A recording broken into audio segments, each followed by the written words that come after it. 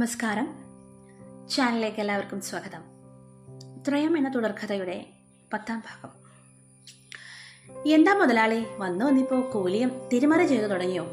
കഴിഞ്ഞ മാസത്തേക്കാൾ മോശം അവസ്ഥയായല്ലോ ഇത്. തോട്ടം തൊഴിലാളി പെണ്ണുങ്ങൾക്കിടയിൽ ഉഷിര് ഒരല്പം കൂടിയ ഇനത്തിനെ കൂടെയുള്ളവർ പറഞ്ഞു തയ്യാറാക്കി വിടുകയായിരുന്നു. നന്ദാകർ വളരെ സൗമ്യനായി മാത്രമേ അവരോട് സംസാരിക്കാറുള്ളൂ. എല്ലാം തീരുമാനിക്കുന്നത് ചേട്ടനാണെന്ന് അയാൾ പറഞ്ഞു തുടങ്ങും. ഇത്തവണയും അയാൾ അതേപോലെ മറുപടി നൽകി. കഴിഞ്ഞ മാസം മോശം കാലാവസ്ഥ ആയതുകൊണ്ട് പ്രതീക്ഷിച്ച വിളവ് കിട്ടിയില്ലെന്നും ന്യായമില്ലാത്ത മറുപടികളാണ് രത്നാകർ പലപ്പോഴും കൊടുത്തുവിടുക. ആളുകളെ പറ്റിക്കാനും ചതിക്കാനും രത്നാകറിന് ഇപ്പോൾ ചങ്കൂറ്റം കൂടി വരുന്നു. നന്ദ അവിടെ നിന്നും വൈകാതെ മടക്കിപ്പോന്നു. ഉത്തരം കിട്ടാത്ത അനേകം ചോദ്യങ്ങൾ കൊണ്ട് വികലമായിരുന്നു അയാളുടെ മനസ്സ്. തനിക്ക് ശിവകാമിയോടുള്ള പ്രേമം ഏട്ടൻ എങ്ങനെ അംഗീകരിച്ചു തരും എന്നുള്ള ചിന്ത വല്ലാതെ നന്ദയെ മിരിഞ്ഞു മുറുക്കുകയാണ്. ഏട്ടനെ പേടിച്ച് ശിവകാമിയെ തള്ളിക്കളയാനും മനസ്സനുവദിക്കുന്നില്ല. ജീപ്പ് അമ്പോച്ചിമൂലയിലെത്തിയപ്പോൾ അരയാലിന്റെ ചുവട്ടിൽ ഖാദറിയിരിക്കുന്നത് നന്ദ കണ്ടു. അയാളായിരുന്നു നന്ദയ്ക്ക് പലപ്പോഴും കഞ്ചാവ് നൽകിയിരുന്നത്. ഖാദറിനെ കണ്ടപ്പോൾ നന്ദ ജീപ്പ് നിർത്തി ഇറങ്ങിച്ചു. തന്നെ കാണാൻ കിട്ടുന്നില്ലല്ലോടോ. ഇപ്പോ സാധനമൊന്നും ചോദിക്കാറുമില്ല. കുറച്ച് തിരക്കിലായിപ്പോയി. തിരക്കിലായി പോയതോ അതോ അങ്ങനെ അഭിനയിക്കാൻ നോക്കുന്നതോ? ഖാദറിന്റെ അർത്ഥം വെച്ചുള്ള സംസാരം നന്ദയ്ക്ക് പിടികിട്ടി. നന്ദ, ഇതെന്റെ ബിസിനസ്സാ. ഒരാൾ കുറയാന്ന് പറഞ്ഞാൽ എനിക്കത് വലിയ വിഷമമുള്ള കാര്യമാണ്. എന്താ നന്ദ പ്രശ്നം? ഒന്നുമില്ല. ഇനി അത് വേണ്ടെന്ന് വെച്ച് ജീവിതം ഒന്നല്ലേ ഉള്ളൂ ഖാദറെ. ഞാനതൊക്കെ നിർത്തിക്കൊണ്ടിരിക്കുക. കുറേയാക്കി എനിക്ക് മനസ്സിലാവുന്നുണ്ട് നന്ദ കാര്യങ്ങൾ. എന്ത് മനസ്സിലാക്കാനാ ഖാദറെ? ഒരാളെ നന്നാവാനും സമ്മതിക്കില്ലേ? നന്നാവാനും നന്നാക്കാനും നടക്കല്ലേ നീ? നന്ദ മനസ്സിലാവാത്ത പോലെ. ഞാൻ ശിവകാമിയെ കാണാൻ പോയി. അവൾ എന്നെ അവിടെ നിന്ന് അട്ടിപ്പായിച്ചു. നിന്നെ മാത്രം അവൾ പരിഗണിക്കുന്നുള്ളൂ എന്നൊരു സംസാരം ഇപ്പോൾ നാട്ടിൽ തുടങ്ങിയിട്ടുണ്ട്. അത് കേട്ടപ്പോൾ നന്ദ തെരിച്ചു തന്നു. ഈ വിവരം എങ്ങനെ ഏട്ടൻ്റെ ചെവിയിൽ ചെന്ന? പേടിക്കണ്ട നന്ദ, ഞാൻ വെറുതെ പറഞ്ഞതാ. അവൾ എന്നോട് പറഞ്ഞ് ഇനിമേലിൽ അങ്ങോട്ട് വരരുത്, പിന്നെ നിനക്ക് സാധനം കൊടുക്കരുത്. വേറൊരു കുഞ്ഞിനറിയില്ല ഒന്നും. അത് കേട്ടപ്പോൾ നന്ദ ആശ്വസിച്ചു. ശിവകാമിയുടെ അടുത്ത് വരുന്ന ആളുകളുടെ കണ്ണു വെട്ടിച്ചാണ് താൻ അവിടെ പോയിരുന്നത്. ആ വിവരം നാട്ടുകാർ അറിയണ്ടെന്ന് അയാൾക്ക് നിർബന്ധപ്പെട്ടു. ഇപ്പോൾ അതേ ശിവകാമിയെ സ്വീകരിച്ചാൽ നാട്ടുകാരെ നേരിടേണ്ടി വരുന്ന ആശങ്കകളോർത്ത് അയാൾ തലപുകഞ്ഞു. ഞാൻ പോട്ടെ നന്ദ. ഗാഥ പോയി കഴിഞ്ഞപ്പോൾ നന്ദ ഇവിടെ ചുറ്റും നോക്കി. അമ്പോറ്റുമുഴയിൽ പാമ്പിൻ കോട്ടയുണ്ട്. അവിടെ അതിനുള്ളിൽ വിഷം ചുറ്റുന്ന സർപ്പങ്ങളും. ഈ പ്രദേശത്തുള്ളവർ നിത്യേന അവിടെ പാല് കൊണ്ട് വയ്ക്കാറുണ്ട്. പാമ്പിന് വേണ്ടി അവിടെ പ്രാർത്ഥിച്ചാൽ മിക്കതും നടക്കും എന്നാണ് വിശ്വാസം. നന്ദ പാമ്പിൻ കോട്ടയിലേക്ക് നടന്നു. എന്തൊക്കെയാണ് എൻ്റെ മനസ്സിൽ സംഭവിക്കുന്നത് അറിയില്ല ദൈവങ്ങളെ. പക്ഷേ നിങ്ങൾ എൻ്റെ കൂടെ ഉണ്ടാവണം, നല്ലത് മാത്രം വരുത്തണം. അയാൾ മനസ്സിൽ പ്രാർത്ഥിച്ചു. ചന്തയിൽ നിന്നും വീട്ടു സാധനങ്ങൾ താൻ വാങ്ങിക്കോളാമെന്ന് പറഞ്ഞു പോയ നർമ്മദയോട് കവലയിൽ വെച്ച് മുത്തിയമ്മ എന്ന കാക്കത്തിയാണ് അമ്മയ്ക്ക് അസുഖം കൂടി ആശുപത്രിയിൽ കൊണ്ടുപോയെന്ന് വിവരം അറിയിച്ചത്.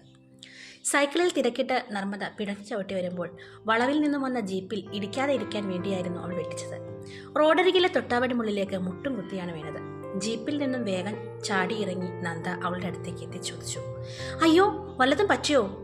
സൂക്ഷിച്ചു വരണ്ടേ? നന്ദ കയ്യിൽ പിടിച്ചുയർത്തി എഴുന്നേൽപ്പിച്ച് വെപ്രാളത്തോടെ ചോദിച്ചു. ഒന്നും പറ്റിയില്ല മുതലാളി, ഞാൻ പെട്ടെന്ന് എനിക്ക് നർമ്മദ വിക്കി. ജീപ്പിൽ നിന്നും നന്ദ വെള്ളം കുപ്പി എടുക്കാൻ വെപ്രാളത്തോടെ തിരിഞ്ഞോടി. ഉടനെ വെള്ളവുമായി അടുത്തേക്ക് വന്ന് അടപ്പ് തുറന്ന് അവൾക്ക് കൊടുത്തിട്ട് അത് കുടിക്കാൻ ആവശ്യപ്പെട്ടു.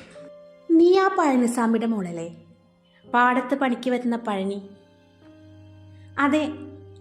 അമ്മക്ക് തീരെ വയ്യ മുതലാളി, ഞാൻ അങ്ങോട്ട് പോണ വഴിയായിരുന്നു. ആ, അയാൾ പറഞ്ഞിട്ടുണ്ട് കിടപ്പിലാണെന്ന്. എന്നിട്ട് ഇപ്പം എന്താ കൂടിയോ? അതെ.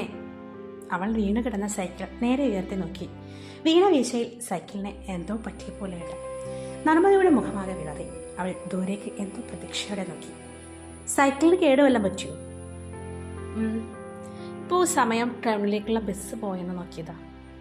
നീ വിഷമിക്കേണ്ട, ആശുപത്രി ഞാൻ കൊണ്ടുവിടാം. പിറകിൽ കയറിക്കോ. കാലിന് വേദന ഉണ്ടോ? നന്ദ ചോദിച്ചപ്പോഴാണ് വീണ വീഴ്ചയിൽ തൊട്ടവാടി ചെടിയുടെ മുള്ളുകുത്തി മുട്ടിൽ നിന്നും ചോര പൊടിഞ്ഞ നീറ്റൽ അവിടെ അറിഞ്ഞത്. അതുവരെ അമ്മയുടെ ചിന്തകൾ അലട്ടിക്കൊണ്ടിരിക്കുകയായിരുന്നു. സൈക്കിളിലേക്ക് വിഷമത്തോടെ നോക്കി ജീപ്പിലേക്ക് അലസതയോടെ അവൾ കയറിയിരുന്നു. നന്ദ ജീപ്പ് സ്റ്റാർട്ട് ചെയ്യുമ്പോൾ ഒരിക്കൽ കൂടി പ്രതീക്ഷയോടെ അവൾ ബസ് വരുന്നുണ്ടോ എന്ന് നോക്കി. അത് പോയി കാണും എന്ന് തോന്നുന്നു. മടിക്കേണ്ട കാര്യമില്ല, അല്ലെങ്കിൽ തനിക്ക് വേഗം ആശുപത്രിയിൽ എത്തുവാൻ കഴിയില്ലല്ലോ. നിങ്ങളോട് എനിക്ക് പറയാൻ മാത്രം ഒന്നുമില്ല. ഉടനെ ഓപ്പറേഷൻ വേണം. അതിനുള്ള ഫെസിലിറ്റീസ് ഇവിടെ ഇല്ലതാനും. പക്ഷെ അതിനുള്ള എല്ലാ കാര്യങ്ങളും ഞങ്ങളൊന്നും ചെയ്തുതരാം.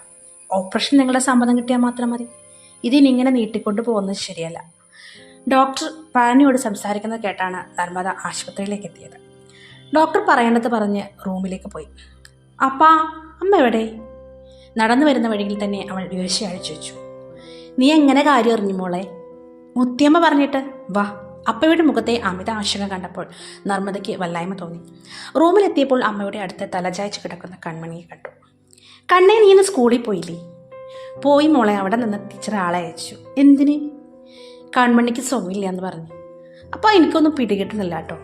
ഡോക്ടർ പറഞ്ഞ് നിൻ്റെ അമ്മയുടെ രോഗം തന്നെ നമ്മുടെ കണ്ണിനെന്ന്. അത് ഒരുതരം പാരമ്പര്യ അസുഖമാണെന്ന്. അപ്പോൾ ആകെ തളർന്നിരിക്കുക മോളെ.